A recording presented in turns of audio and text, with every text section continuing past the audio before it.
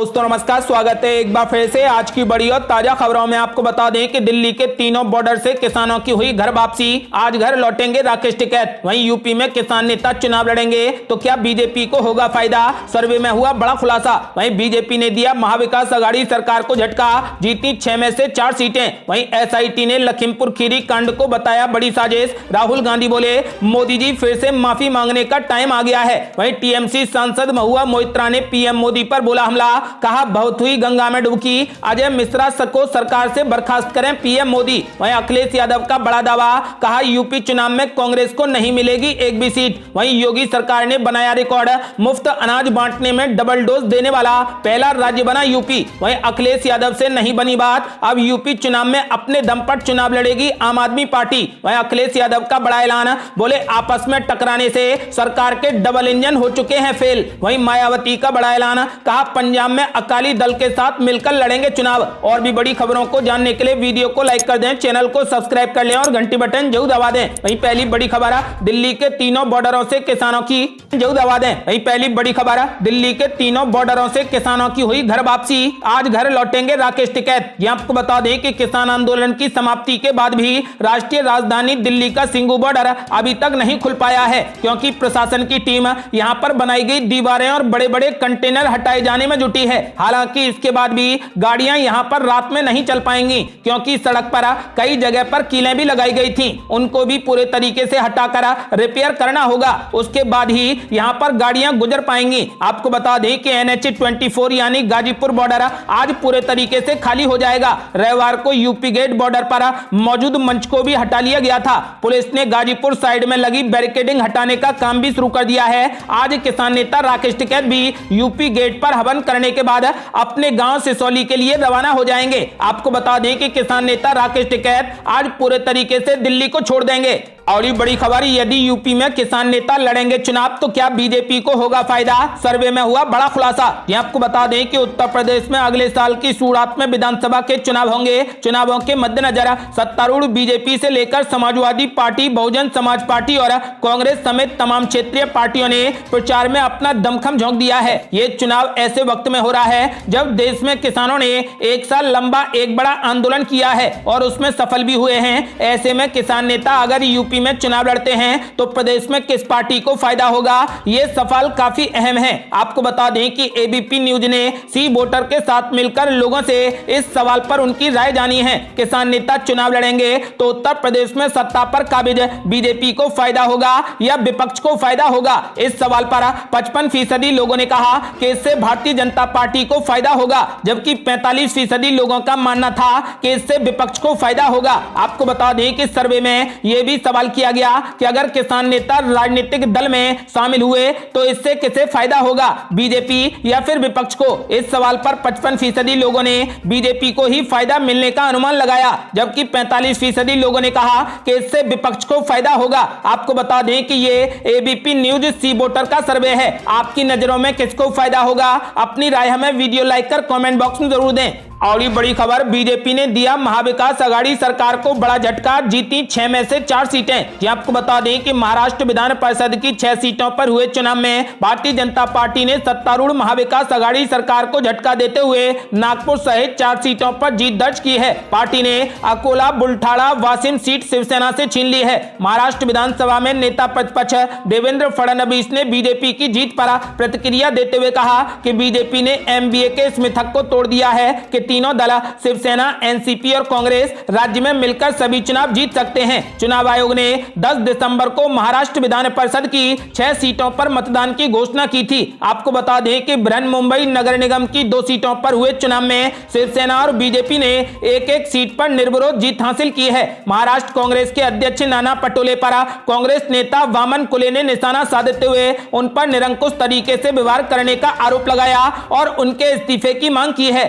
और ये बड़ी खबर, एसआईटी ने लखीमपुर खीरी कांड को बताया बड़ी साजिश। राहुल गांधी बोले, मोदी जी फिर से माफी मांगने का टाइम आ गया है। ये आपको बता दें कि लखीमपुर खीरी कांड को लेकर एसआईटी की जांच में जो खुलासा हुआ है उसके बाद से विपक्ष केंद्र की नरेंद्र मोदी सरकार पर हमलावर है। एसआईटी ने अपनी जांच में पाया है कि किसानों को गाड़ी से कुचलने की पूरी घटना एक सोची समझी साजिश थी। इस बात के सामने आने के बाद कांग्रेस नेता राहुल गांधी ने प्रधानमंत्री नरेंद्र मोदी पर सीधा हमला बोला है। राहुल गांधी ने लखीमपुर खीरी कांड की एसआईटी जांच से जुड़ी एक खबर का स्क्रीनशॉट शेयर करते हुए कहा कि मोदी जी अब फिर से माफी मांगने का टाइम आ गया है, लेकिन पहले उनके पिता को मंत्री पद से हटाओ। आपको बता दें कि एसआईटी ने अपनी जांच में पाया है कि किसानों को गाड़ी से कुचलने की पूरी घटना एक सोची समझी साजिश थी। एसआईटी ने अब आरोपियों पर लगाई गई धाराएं भी बदल दी हैं। केंद्रीय गृह राज्य मंत्री अजय मिश्रा, टेनी के बेटे आशीष मिश्रा समेत 14 आरोपियों पर अब गैर इरादतन हत्या की जगह हत्या का केस चलेगा। और ये बड़ी खबर, टीएमसी सांसद महुआ मोइत्रा ने पीएम मोदी पर बोला जोरदार हमला, कहा बहुत हुई गंगा में डुबकी, अजय मिश्रा को सरकार से बर्खास्त करें पीएम मोदी। ये आपको बता दें कि तृणमूल कांग्रेस सांसद महुआ मोइत्रा ने केंद्रीय गृह मंत्री अजय मिश्रा को अपने पद से हटाने की मांग करते हुए पीएम मोदी पर जोरदार हमला बोला है। आपको बता दें कि केंद्रीय मंत्री के बेटे आशीष मिश्रा लखीमपुर खीरी हिंसा के मुख्य आरोपियों में से एक हैं। हिंसा की जांच कर रही एसआईटी के निष्कर्षों का हवाला देते हुए महुआ मोइत्रा ने कहा कि गंगा में डुबकी बहुत हो गई, न्याय को पटरी पर लाएं और अजय मिश्रा को सरकार से बर्खास्त करें। आपको बता दें कि महुआ मोइत्रा ने कहा कि एसआईटी का कहना है कि लखीमपुर खीरी घटना पूर्व नियोजित थी, ये दुर्घटना नहीं है। आशीष मिश्रा पर हत्या के प्रयास का मुकदमा चलाया जाना चाहिए। आपको बता दें कि महुआ मोइत्रा ने पीएम नरेंद्र मोदी से अजय मिश्रा को सरकार से बर्खास्त करने की मांग की है। और ये बड़ी खबर, अखिलेश यादव ने किया बड़ा दावा, कहा यूपी चुनाव में कांग्रेस को नहीं मिलेगी एक भी सीट। ये आपको बता दें कि उत्तर प्रदेश के पूर्व मुख्यमंत्री और समाजवादी पार्टी के राष्ट्रीय अध्यक्ष अखिलेश यादव ने दावा किया है कि अगले विधानसभा चुनाव में कांग्रेस पार्टी का खाता तक नहीं खुलेगा। इंडिया टुडे के साथ एक इंटरव्यू के दौरान जब उनसे प्रियंका गांधी की रैलियों के बारे में पूछा गया तो उन्होंने ये बात कही। उन्होंने कहा कि 2017 का अनुभव काफी खराब रहा, इसके अलावा और भी कई मुद्दों पर उनसे बात की। अखिलेश यादव से जब एआईएमआईएम के अध्यक्ष असदुद्दीन ओवैसी से हाथ मिलाने के बारे में पूछा गया तो उन्होंने कहा कि अब हमारा कमरा फुल हो चुका है। अखिलेश यादव ने कहा कि उनकी पार्टी किसी भी राष्ट्रीय दल के साथ में गठबंधन नहीं करेगी। साथ ही उन्होंने ये भी कहा कि यूपी की जनता राज्य में अब नई सरकार बनाना चाहती है। उन्होंने कहा कि जनता ने तय कर लिया है कि यूपी में योगी सरकार नहीं बल्कि योग्य सरकार चाहिए। इससे पहले प्रधानमंत्री नरेंद्र मोदी के काशी दौरे को लेकर बयान देने के बाद चौतरफा घिरे सपा प्रमुख अखिलेश यादव ने मंगलवार को सफाई दी है। अखिलेश यादव ने कहा कि मैं पीएम मोदी की लंबी उम्र की कामना करता हूं, मेरा आशय यूपी सरकार के खात्मे से था। अखिलेश यादव ने कहा कि यूपी में योगी और मोदी का समय अब चला गया है। और ये बड़ी खबर, फ्री राशन योजना में योगी सरकार ने बनाया रिकॉर्ड, मुफ्त अनाज बांटने में डबल डोज देने वाला पहला राज्य बना यूपी। ये आपको बता दें कि उत्तर प्रदेश 15 करोड़ से अधिक राशन कार्ड धारकों को मुफ्त राशन की डबल डोज देने वाला देश का पहला राज्य बन गया है। देश में अब तक का यह सबसे बड़ा मुफ्त राशन वितरण अभियान है। इस योजना का सीधा लाभ अंत्योदय और पात्र घरेलू राशन कार्ड धारकों को मिलेगा। ये योजना गरीब मजदूर और किसानों के लिए बड़ा सहारा है। कोरोना महामारी के दौर में गरीब मजदूर और किसानों की मदद के लिए प्रधानमंत्री गरीब कल्याण योजना की शुरुआत की गई थी। इसके तहत उत्तर प्रदेश सहित देश भर में पात्र गरीबों और जरूरतमंदों को मुफ्त अन्न वितरित किया जा रहा है। पहले ये योजना नवंबर तक ही थी, जिसे हाल ही में बढ़ाकर अगले साल मार्च महीने तक कर दिया गया है। आपको बता दें कि वहीं मुख्यमंत्री योगी आदित्यनाथ ने 3 नवंबर को अयोध्या में राज्य सरकार की ओर से होली तक मुफ्त राशन वितरण करने की घोषणा की है। आपको बता दें कि अब उत्तर प्रदेश के पात्र कार्ड धारकों को हर महीने 10 किलो राशन मुफ्त दिया जा रहा है। योजना के तहत अंत्योदय राशन कार्ड धारकों और पात्र परिवारों को दोगुना राशन वितरित किया जा रहा है। आपको बता दें कि इतना ही नहीं,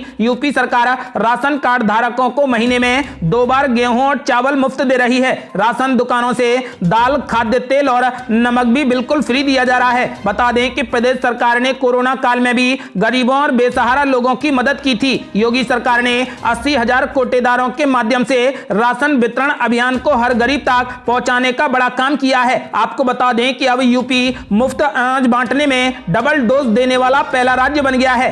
और ये बड़ी खबर, अखिलेश यादव से नहीं बनी बात, अब यूपी चुनाव में अकेले दम पर चुनाव लड़ेगी आम आदमी पार्टी। ये आपको बता दें कि आम आदमी पार्टी अब उत्तर प्रदेश विधानसभा का चुनाव अकेले दम पर लड़ेगी। सीट बंटवारे को लेकर समाजवादी पार्टी के साथ में गतिरोध के बाद पार्टी का ये फैसला आया है। आम आदमी पार्टी जितनी सीटों की मांग कर रही थी, समाजवादी पार्टी उसके लिए तैयार नहीं थी। पार्टी के प्रदेश प्रवक्ता वैभव माहेश्वरी ने कहा कि पार्टी अब राज्य की सभी सीटों पर चुनाव लड़ने की तैयारी कर रही है। आपको बता दें कि आम आदमी पार्टी ने पहले यूपी विधानसभा चुनाव में अकेले लड़ने का फैसला किया था। हालांकि राज्यसभा सांसद संजय सिंह ने गठबंधन की पहल की थी। हालांकि सीट शेयरिंग पर बात नहीं बन पाई है। पार्टी के प्रदेश प्रवक्ता ने कहा कि हमें लगभग एक सप्ताह में 100 उम्मीदवारों की सूची और इसके तुरंत बाद दूसरी सूची जारी करने में सक्षम होना चाहिए। इसके साथ ही दिसंबर के अंत तक कम से कम 350 से 400 उम्मीदवारों के नामों को औपचारिक रूप दिया जाएगा। आपको बता दें कि अखिलेश यादव ने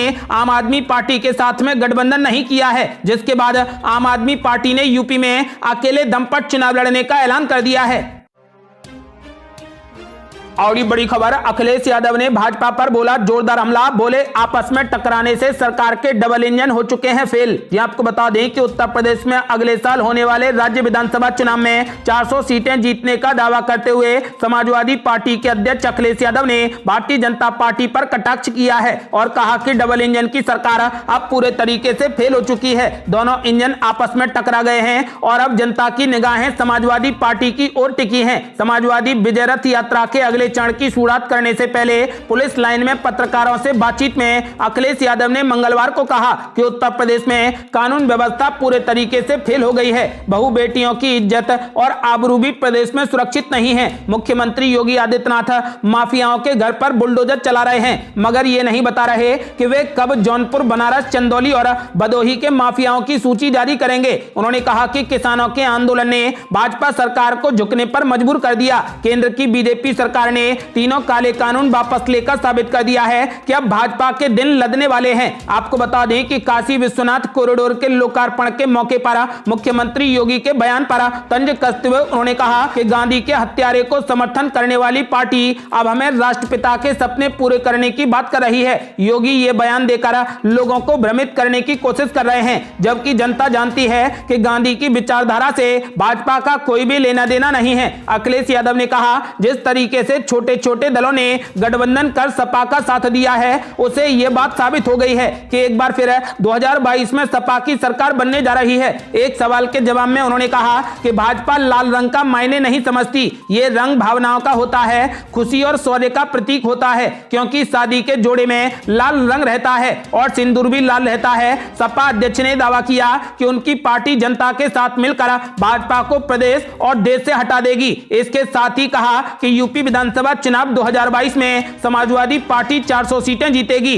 क्या अखिलेश यादव 400 सीटें जीतकर पूर्ण बहुमत की सरकार बना पाएंगे? अपनी राय। और बड़ी खबर, मायावती ने किया बड़ा ऐलान, बोली पंजाब में अकाली दल के साथ मिलकर लड़ेंगे विधानसभा का चुनाव। ये आपको बता दें कि बहुजन समाज पार्टी की अध्यक्ष मायावती ने मंगलवार को पंजाब विधानसभा चुनाव में अकाली दल के साथ गठबंधन का ऐलान करते हुए कहा कि आगामी विधानसभा चुनाव दोनों दल साथ मिलकर लड़ेंगे। मायावती ने मंगलवार को संवाददाता सम्मेलन में यह जानकारी देते हुए बताया कि पंजाब विधानसभा चुनाव में अकाली दल के अध्यक्ष सुखबीर सिंह बादल के नेतृत्व में बसपा चुनाव लड़ेगी। मायावती ने दावा किया कि चुनाव बाद बसपा अकाली दल गठबंधन की पूर्ण बहुमत की सरकार बनेगी। मायावती ने बसपा के संस्थापक काशीराम और अकाली दल के संस्थापक प्रकाश सिंह बादल के संबंधों का हवाला देते हुए कहा कि गठबंधन को प्रकाश सिंह बादल का पूरा आशीर्वाद प्राप्त है। उन्होंने कहा कि पंजाब के आगामी विधानसभा चुनाव में गठबंधन को प्रकाश सिंह बादल के लंबे राजनीतिक एवं संसदीय जीवन के अनुभव का लाभ मिलेगा। मायावती ने कहा कि 1996 में भी बसपा व अकाली दल गठबंधन ने लोकसभा चुनाव लड़ा था। इसमें पंजाब की 13 लोकसभा सीटों में से 11 सीटें जीती थीं। आपको बता दें कि मायावती ने ऐलान कर दिया है कि इस बार अकाली दल के साथ में चुनाव लड़ेंगे और इस बार पूर्ण बहुमत की सरकार बनाएंगे। बड़ी खबर, किसानों के लिए एक विशेष ID कार्ड बनाने की तैयारी में मोदी सरकार। कृषि मंत्री नरेंद्र सिंह तोमर ने दी जानकारी। आपको बता दें कि मोदी सरकार देश के किसानों के लिए एक विशेष पहचान कार्ड बनाने की तैयारी में है। ये जानकारी केंद्रीय कृषि मंत्री नरेंद्र सिंह तोमर ने मंगलवार को लोकसभा में दी। उन्होंने एक लिखित उत्तर में कहा, यह विशेष आईडी कार्ड किसानों को उन सभी कृषि योजनाओं से जोड़ेगा जिनका लाभ उन्होंने उठाया है। तोमर ने इस दौरान इस आईडी के कुछ अन्य फायदे भी गिनाए। उन्होंने कहा कि इससे eKYF यानी नो योर फार्म के जरिए किसान की पहचान में मदद मिलेगी। इससे विभिन्न योजनाओं के तहत मिलने वाले लाभों के लिए विभिन्न विभागों में बार बार दस्तावेज जमा करने की समस्या से भी छुटकारा मिल जाएगा। आपको बता दें कि उन्होंने कहा कि मौसमी स्थितियों की वजह से फसल को हुए नुकसान का आकलन भी इस विशेष आईडी की मदद से आसानी से किया जा सकेगा। तोमर ने बताया कि 9 दिसंबर तक पीएम किसान के तहत पंजीकृत डाटाबेस में 11.64 करोड़ किसान शामिल हैं। इनमें तमिलनाडु के 47.82 लाख किसान पंजीकृत किए गए हैं। आपको बता दें कि मोदी सरकार अब जल्द ही एक विशेष आईडी कार्ड बनाएगी। यह किसानों के लिए होगा जिसमें किसानों को पूरे तरीके से सभी सुविधाएं दी जाएंगी। किसान बार बार अपने डॉक्यूमेंट्स जमा नहीं करेंगे, जिससे यह कार्ड मिलने के बाद सारी जानकारी किसानों के पास होगी। जो भी किसानों के लिए पैसा भेजा जाएगा वो उसी आईडी कार्ड से सीधा खाते में पहुंचेगा। आपको बता दें कि इसी को लेकर मोदी सरकार बड़ी तैयारी कर रही है। ये थी अब तक की बेहद बड़ी खबरें। यदि आप भी चाहते हैं कि भारत जल्द से जल्द कोविड मुक्त हो जाए और किसानों को एमएसपी पर जल्द ही कानूनी गारंटी मिले, तो इस वीडियो को लाइक कर अपनी राय हमें कमेंट बॉक्स में जरूर दें। यदि आपने अभी तक हमारे चैनल को सब्सक्राइब नहीं किया है तो कृपया चैनल को सब्सक्राइब कर घंटी बटन जरूर दबा दें। जल्दी मिलते हैं बड़ी अपडेट के साथ, तब तक के लिए जय हिंद, जय भारत।